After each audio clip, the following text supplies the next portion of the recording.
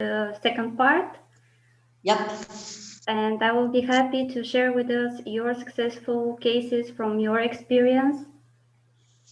I'm sure it will be very valuable for our attendees today.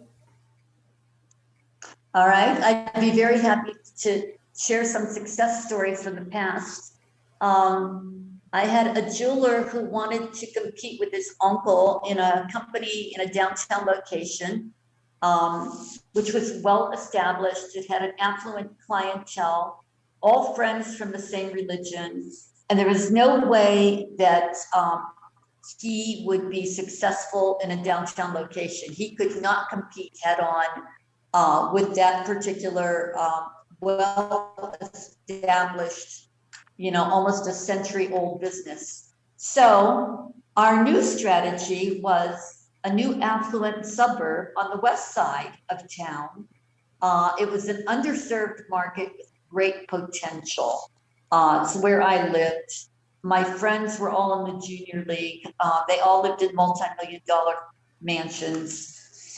Basically, one of my friends and her husband built a 50-room house, which was absolutely amazing. It was just off the charts.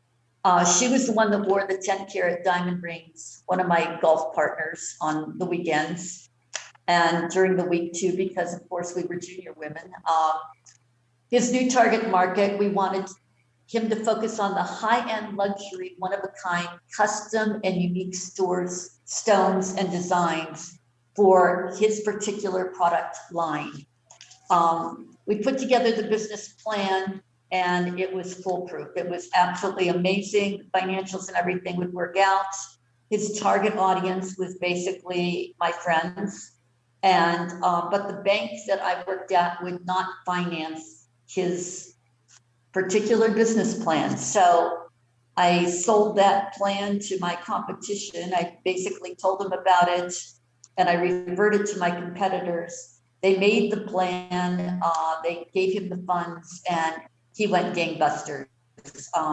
He was one of the top companies in the area for a long, long time. Another one, my friend was doing walking tours of the city.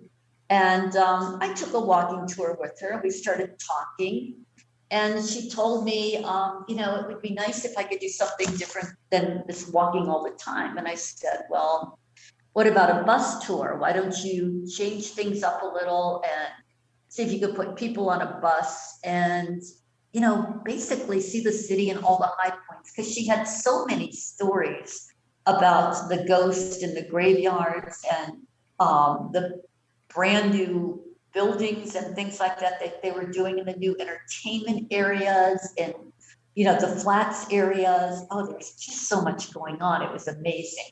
So she came up with the idea of these trolleys, and basically we worked on this plan together. And then after she had the plan, I kept thinking, okay, now what are your new markets? So she thought about it and we came up with a couple of different markets for her. The convention center, so she basically could use the people that came to the convention to give them tours of the city and all the high points, and also take them to dinners in the evening after their meetings. And if there were spouses, she'd have the basically, flower garden tours and all the other things that you could do for the women's groups.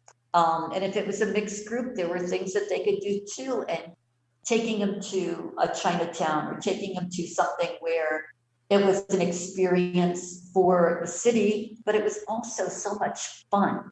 So she had we helped her with a lot of different things and thinking out of the box for, okay, besides just being a tour, what else could we do besides that? It could be, a food tour, it could be a drinking tour, it could be this tour, it could be that tour.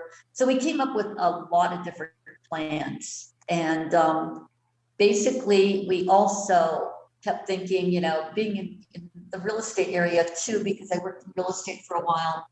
And I kept saying there's a lot of relocation people. And when the relocation people come in, they want to make sure that they feel like it's their town. So what can we do to make it their town? And so these brochures went into all the relocation packages so that when they came into town, the real estate companies could take them on these tours and make them understand what the high points are, the schools, the amenities, and sold them on, basically what was going on in the city and that this was their city and this was the best place for them to relocate. So it was a new idea doing the trolley thing, and it was very successful. In fact, in the first year, because of our strategies, she actually made one of the fastest growing companies in the city. That's how good her plan was. So, and the third was a very old company, and it was an office supply and equipment company with more employees and sales. The owner was funding losses right out of his pocket. He needed, yes. I'm sorry. Just a moment. Okay. Okay. The owner was funding losses out of his pocket, and he needed his friends to think he was successful, but he was really operating in bankruptcy mode. When he died, I'm sorry. Yes. Sorry to disturbing you, but can you fix the camera? Because it's moving all the time. Okay. Okay, great. Is it okay now? Yes. Okay. So what was happening was it was a very old office supply and equipment company, and he had more employees and sales, and he was funding the losses. When he died, his son, the second generation, found out the company was bankrupt. He had no skill sets.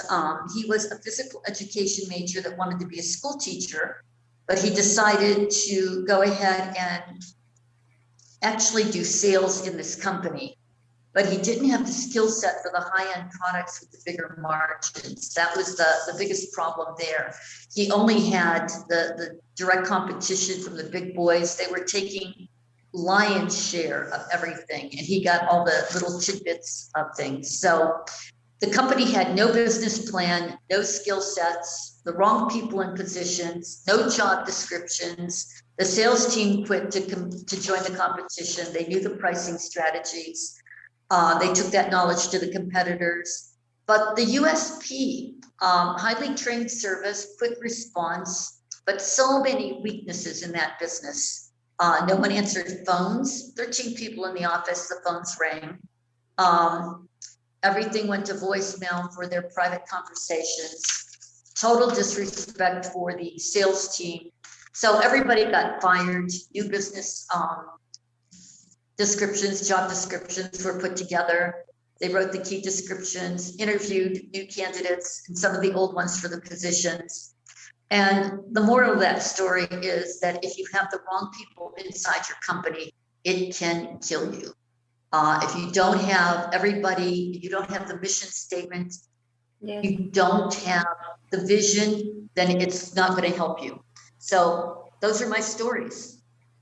Thank you, Frani. And we have more time, so if you want to share more successful stories. I'm going to tell you one more story. Okay. Basically, three companies came to me during COVID, and I helped them strategically reposition their companies for opportunities that no one saw or knew. Entrepreneur needs to have the right mindset. Yes, I can do this. They were coming to me in defeat saying, I'm in this business and now this business is going away. It's like, no, your business isn't going away. It's expanding to new opportunities. So I'm a visionary and I can see new opportunities during COVID, and they made millions of dollars in these companies because I knew the three areas that were going to be very prominent and the three areas that they really needed to focus on for growth. And basically everything I said came true. The companies are very successful. They can continue in doing the same things that they've been doing, but they also have their older divisions that they can also use. So now some of them have 5 different companies within their LLCs. Some of them have 3 companies now within their LLCs. So it's really important to get the right coach to help you see, where do I have to go? What do I need to do? How do I reposition my company now? What are the opportunities I should be looking at instead of the obstacles? So there's all kinds of different approaches and ways that you can grow your business. And it doesn't matter what's happening outside of your industry or in the economic environment. There are always opportunities. You just have to be able to have an open mind and say, yes, I can do this. So never give up on your dreams. All right, Svetla, thank you. Thank you, Frani.